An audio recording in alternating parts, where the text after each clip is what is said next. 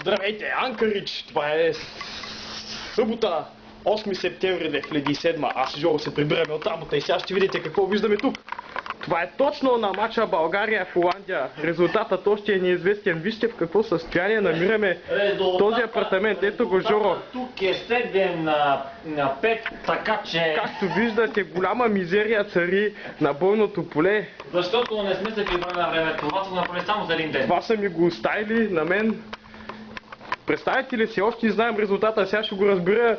И ако сме паднали, уважаеми зрители, ще изпия всичките... те са празни.